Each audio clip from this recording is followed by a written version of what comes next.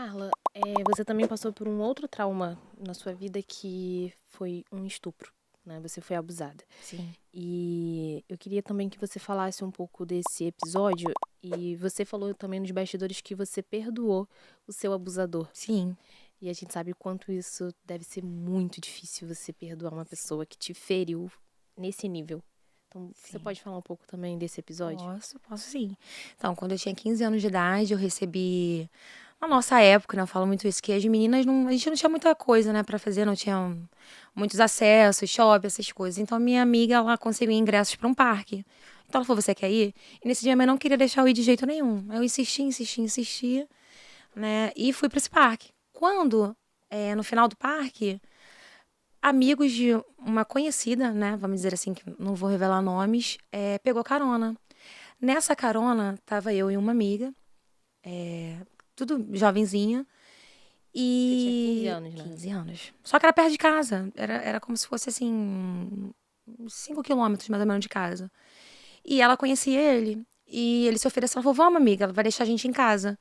E ali a gente viu que tava indo pra outra rota. Eu até hoje, eu converso muito com meu marido, que quando eu passo na Dutra, hoje eu sei que é a Dutra, mas quando eu estava nela, uma menina, a gente, né, não sai de casa, que eu ficava olhando onde que eu tô. E eu na Dutra, eu falava assim, esse caminho aqui não era a minha casa. Eu sabia que não era porque não era tão longe da minha casa.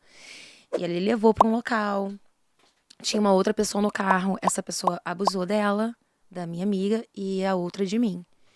E ali eu, né, muito novinha, entrei em desespero, pedindo pra ir embora. Aí pegou um revólver, mandando a gente calar a boca, falando que se a gente não calasse a boca, ia matar a gente. E eu fiquei calada. Eu falei assim, eu vou ficar calada, não vou falar nada. E ali, deixou a gente na esquina de casa. Fez tudo, achou que poderia fazer o que queria. E eu com medo, devido às violências que eu vivia, a falta de estrutura familiar, o medo de contar pra alguém, não sabia nem o que era uma gravidez, não sabia o que que era nada dessas coisas, e com medo assim, eu sei que ele me fez um mal, mas como que eu vou contar isso daqui? E aí eu lembro que por ele ter feito isso, eu cheguei mais tarde em casa, né? Não era o horário que a gente tinha saído do parque, já era de noite. Eu tomei uma surra. Depois do que aconteceu, gente, é muito forte isso. Eu tomei uma surra, tá? Eu lembro até hoje, minha mãe pegou uma extensão e ela me deu uma surra de fio de extensão. E ali eu falei, como que eu conto que eu fui abusada?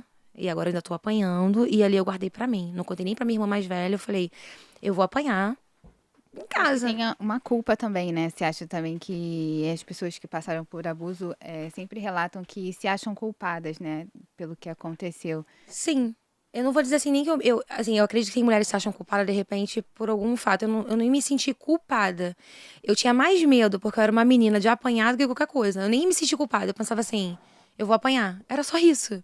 Porque eu era muito menina. Como eu falei, eu brincava de mulher com a minha irmã mais nova. A gente é muito agarrada. Então, assim, eu não tinha essa noção. O meu medo era de apanhar. Eu queria contar, mas o meu medo era de apanhar. E aí, eu não sabia que estava grávida. Não sabia que era gravidez. E minha barriga crescendo. Até que com 3, 4 meses de gravidez, eu comecei a saber que tinha alguma coisa estranha e fui perguntar a coleguinhas da escola. Falei, olha, meninas que já tinham filho. Aí elas começaram a falar, faz isso, faz aquilo pra saber se você tá grávida. Eu, menina, bota a mão no pescoço, faz não sei o quê. E aí começou a me dar mais desespero, por quê? Além de eu não ter contado, eu falei, agora eu tô grávida. E uma menina, e eu pensando, o que eu vou fazer na minha vida?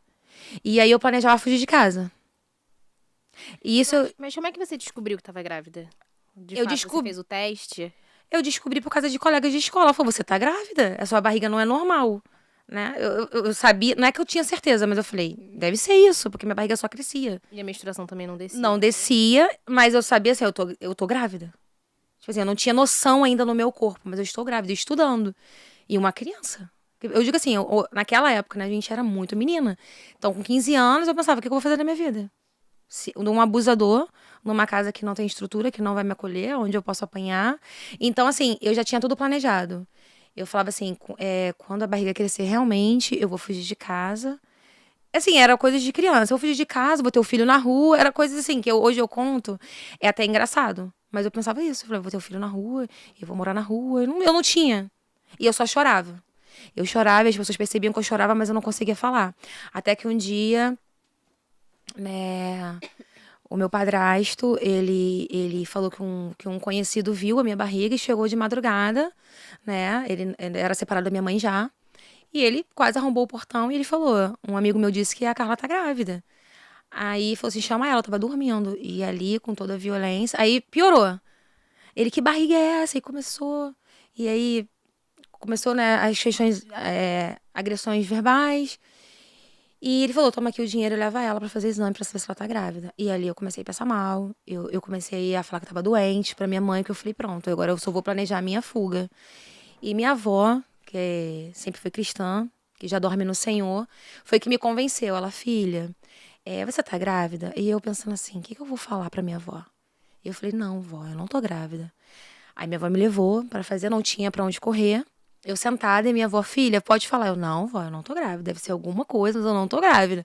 E realmente eu não sabia. Eu falei: devo estar.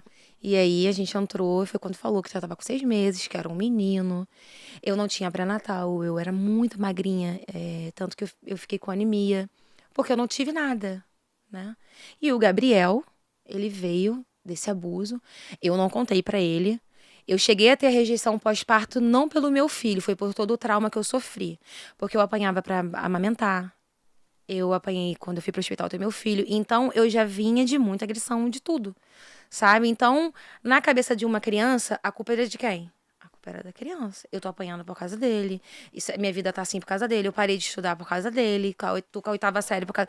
Então, tudo eu achava que era ele. Então, quando eu vi que falaram assim: ó, toma aqui seu filho. E eu olhava uma criança no meu braço e falei: não, isso aqui não é meu filho. Eu falei: não é possível que eu tô grávida. Não é possível que isso aqui é meu filho. Eu não consegui acreditar. Então, por um ano, eu não acreditava que ele era meu filho. Então, minha mãe cuidou, né, dele. E depois de um ano, o Senhor foi colocando um sentimento assim: ele não tem culpa. Porque, assim, quando eu contei esse testemunho, que hoje até um amigo meu pro deputado Marco Feliciano, pastor Marco Feliciano, ele falou assim: Carla, escreve um livro sobre isso, porque o que a gente luta é contra o aborto, e você criou um filho de um abuso. E você amou, e ele, né, ele cresceu com você, ele cantava na igreja, tocava bateria, era batizado nas águas, tinha dom. Então, assim, às vezes, do pior momento da sua vida, porque quantas mulheres querem abortar? Sim. Sai um milagre. Então, a gente, às vezes, não entende o propósito de Deus. Ele veio pra minha vida sem eu entender, mas ele já fazia parte de um propósito. Ele não tinha culpa do que aconteceu. Né? Como você falou, a criança não tem culpa, a mulher não tem culpa. E como o deputado fala, hoje eles lutam muito contra o aborto. Não é que a mulher é obrigada a ter um filho de um abusador. Isso aqui não é pra todo mundo, tá, gente? Mas, assim, é entender. Quantas mães, às vezes, não é do abusador, mas ela quer abortar. Né? E a palavra do Senhor diz em Jeremias, né, que antes de te formasse, te escolhi. Então, eu creio que cada um de nós aqui foi escolhido desde o ventre. Já existia um propósito traçado. Eu não tô aqui à toa, vocês não estão aqui à toa. Você teve o Gabriel, passou por todas essas dificuldades durante a gestação, e você também, o pai, o abusador, né? Ele sabia do Gabriel. Sabia. Ele chegou a procurar, querer alguma coisa, contato ou não? Não, Nunca. não. Mas o Gabriel sabia.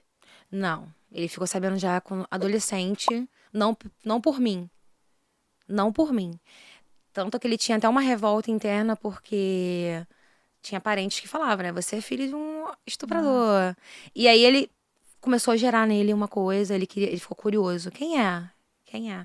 E eu sempre relutante de querer falar quem era, que a gente depois descobriu quem era, onde morava, mas eu não queria, porque eu falei: não precisa. Eu queria até hoje, ele é uma bênção. Ele gostava muito do Thales, né? Eu encontrei o Thales, a gente conversou sobre isso, ele ficou até emocionado com a história, que o sonho dele era conhecer, ele não conseguiu conhecer o Thales, eu conheci por ele. Mas, assim, ele era uma benção. Então, assim, eu achava que ele não tinha que saber da história dele. Não naquele momento adolescente. E ali ele ficou com uma revolta muito grande pelo fato de como foi apresentado para ele. Eu até digo para as mães: se o seu companheiro foi embora, se você foi abandonada sozinha grávida, e você teve algum problema com o pai do seu filho, não fala mal dele pro seu filho. Ele foi um mau marido, ele pode até ser um mau filho, mas o teu filho, ele vai carregar aquela... Sabe, minha mãe ficava: seu pai te abandonou. Aí você vai carregando aquilo. Você vai carregando aquela história, né? Então você acaba prejudicando o seu filho quando você fala mal do teu ex, né, do teu ex-marido, do pai do teu filho. Ó, teu pai não presta. teu pai é isso, teu pai não sei o quê. Então, querendo ou não, você tá formando o caráter do teu filho. Então, você contar essas coisas pro seu filho é muito forte. Então, a gente tem que ter cuidado com isso.